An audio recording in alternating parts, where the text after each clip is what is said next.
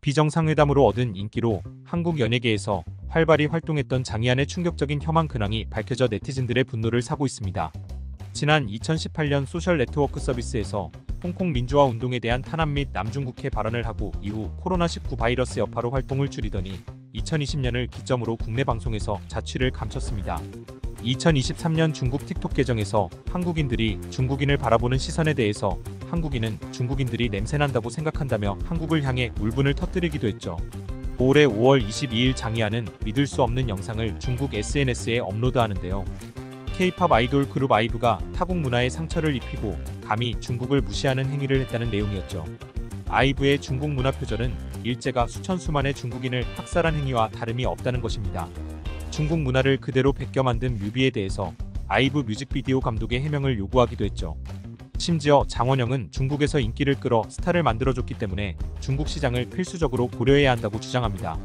그는 또한 7월 7일 아이브의 홍콩 콘서트에 관해서도 불만을 토했는데요. 난징 대학살 사건이 일어난 역사적인 비극의 날에 콘서트를 하는 것은 한국의 고의적인 날짜 설정이라는 설명이었죠. 그의 근황은 과거 비정상회담에서 여러 나라 사이 조화를 이루었던 모습을 다 지워버린 것처럼 보이는데요. 한참 주가를 올리고 있는 K-팝의 질투를 느끼고 있는 중국은 현재 혐한하는 성향을 드러내기만 해도 좋은 반응을 받는다고 합니다. 장이안의 안타까운 근황 역시 그의 일환이라고 볼 수 있겠습니다. 미니진과 하이브의 치열한 법적 공방 끝 결국 법원은 미니진의 손을 들어주는 것으로 판결을 냈는데요. 이 결과로 인해 과거 줄기차게 하이브의 편에 섰던 방송인 김어준 씨의 행보가 수면 위로 떠올랐습니다. 방송인 김어준은 지난달 29일 자신이 진행하는 유튜브 채널 김어준의 겸손은 힘들다 뉴스공장 라이브 방송에서 4천억짜리 노예가 어디 있느냐라고 비꼰 바 있죠. 그는 하이브와 미니진의 편가르기가 시작된 초기부터 미니진을 강렬하게 비판했는데요. 하지만 방송인 김어준의 과거 행적을 보면 수상하기 짝이 없습니다.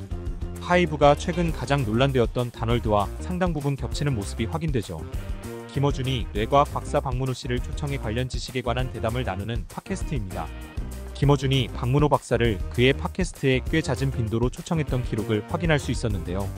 놀랍게도 뇌과학 박사라는 박문호 씨는 다널드에서 수련하는 사람들에게 바이블과도 같은 박자세라는 도서를 통해 뇌과학 정보를 설파하는 인물이었습니다. 심지어 놀랍게도 그의 과거 연구 행적에는 오직 전자공학 관련 내용뿐 뇌과학에 대한 경력은 존재하지 않습니다. 뇌 관련 전공을 한 바가 없었죠. 전자공학 박사 출신의 인물이 인체공학 관련 도서를 출판하고 관련 강의를 한다는 것은 충분히 의심을 살 만한 일인데요. 그렇다면 김어준과 다널드는 어떤 공통 관심사를 가지고 같은 편에 서게 됐을지가 세간의 이목을 집중시켰죠. 수많은 네티즌들은 현재 친일 성격이 강한 김어준이 다널드의 친일 행보와 뜻이 일치했다고 추측하고 있습니다. 진실은 과연 무엇일까요? 이 전시회에서는 각종 성폭력을 당한 피해자들이 당시 입고 있었던 옷을 전시하는데요. 피해자들이 자발적으로 기부한 당시 입었던 속옷과 겉옷을 전달받아 전시되고 그들의 증언이 함께 게재됐습니다. 전시회에서는 상상하지도 못한 옷들이 등장해 대중들을 깜짝 놀라게 했는데요. 내 삶에서 성폭행은 3번 일어났다. 모두 다른 인물이었다. 내가 성폭행을 당할 때마다 입고 있었던 옷은 이런 티셔츠와 청바지였다. 피해자에 대한 2차 가해는 노출이 과한 옷을 입고 상대방을 유혹한다고 생각하는 왜곡된 시선임을 날카롭게 지적하는 전시입니다. 그 다음으로 열린 전시에서 공개된 옷들의 정체는 대중들을 공포에 떨게 만들었는데요. 이 기저귀에 딸린 설명에는 그들은 걸음마조차 떼지 못한 상태였다라고 합니다. 전시회에서 마지막으로 전시된 의상은 아무것도 없는 기저귀뿐이었습니다. 대한민국 네티즌들은 한국에서도 관련 전시회를 개최할 수 없냐는 문의를 해왔는데요. 국내에서는 교복과 아동복이 압도적으로 많은 양을 차지해 열지 못했다고 전해졌습니다. 최근 하이브 측에서 미니진 카톡을 전문 공개한 바 있는데요. 미니진에 대한 공격으로 공개한 카톡 내용이 오히려 하이브의 무능력을 드러내며 화제가 된 상황입니다. 문제의 카톡 내용입니다. 이 회사는 하이브 아메리카가 2021년 미국 진출을 노리고 1조 원에 인수한 이타카 홀딩스였습니다. 하지만 이타카의 회장 스쿠터 브라운은 1조를 꿀꺽한 이후 업무에 전혀 관여하지 않는 모습을 보였죠. 카톡 내용을 보면 미니진은 하이브가 인수한 이타카의 부진한 영업이익에 항상 불만을 가졌던 것으로 보입니다. 코로나가 끝나면 수백억 대의 이익을 가져다 줄 것이라고 예상했던 이타카 홀딩스는 3년 뒤 하이브의 최대 리스크로 전락합니다. 캐시 카우 저스틴 비버는 건강상 이유로 투어를 중단했습니다. 아리아나 그란데 등 주요 아티스트들은 경영진과의 불화로 이탈을 확정지었죠. 이 와중에 미국 내 인수합병과 관련해 정권을 부여받은 스쿠터 브라운은 영업이익이 5억 원에 불과하던 절친의 힙합 레이블을 2,669억 원에 사들여 회사 손실을 더 키웁니다. 1조에 더불어 3천억 원에 가까운 추가 손실을 내고 있는 하이브의 흑역사가 카톡 내용 유출로 다시금 노출되고 있는 상황이죠. 강영욱과 그의 아내 수잔이 해명 영상을 올리고 얼마 지나지 않아 보등컴퍼니의 피해자라고 주장하는 전 직원들의 반박문이 나왔는데요. 사내 메신저, 한남, 소추, 제기 등 여성 커뮤니티 용어로 회사 욕을 했으며 어린 아들의 욕을 해서 볼 수밖에 없었다. 먼저 전 직원들이 훔쳐봤다고 주장한 사내 메신저입니다. 메신저에서 사용한 용어들이 여초 커뮤니티에서 주로 보이는 극단적인 혐오 발언이었기 때문에 강영욱 씨의 해명은 민심을 얻었죠. 이에 반박이 제기되었는데요. 여자들은 애를 많이 낳아야 한다. 체격이 커다란 남자 훈련사가 지나갈 때 몸집을 손으로 흉내내며 조롱했다는 등 언어, 행동을 통한 혐오 표현을 고발했습니다. 아들 욕.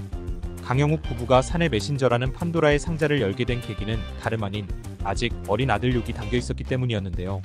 준우야 똥 싸, 그래야 네 아빠가 빨리 가지 등 생후 6개월의 어린 아들에 대한 험한 말이 가득했다고 합니다. 이 역시 직원들과는 전혀 상반된 주장이었습니다. 강 대표는 미워했어도 아들은 미워한 적이 없다. 아들 사진도 붙여놓고 있었다라며 증거 사진까지 제시했죠. CCTV. 강영욱 부부는 CCTV가 직원들을 감시하기 위한 용도가 아니라 훈련견들의 이탈을 막기 위한 공적 용도로 사용되었다고 주장했습니다. 도난이나 외부인 침입 등의 사실을 확인하기 위한 수단이었죠. 하지만 직원들은 강아지가 오지 않는 사무실에 CCTV가 설치되어 있었고 심지어 정작 개들의 행보를 관찰하기 위한 현관의 CCTV는 가짜였다고 주장합니다. 현관의 CCTV가 실제 작동이 되지 않아 유기견이 탈출한 적도 있었다고 고발했죠. 임금체불. 강영욱 부부는 월급여 9,670원 입금에 대해서 노무 관련 지식이 없었음을 밝히고 사과하는 입장을 드러냈습니다. 하지만 제대로 된 월급을 입금하려 했으나 당사자가 전화를 받지 않아 어쩔 수 없었음을 피력했죠. 이에 전 직원들은 조정 기간 동안 호주 여행을 간 사실을 밝히며 강영욱 부부의 주장이 거짓말이라고 반박했습니다. 심지어 보등컴퍼니는 2016년에도 임금체불 신고가 4건 이상 들어온 바 있어 네티즌에게 혼란을 주고 있습니다.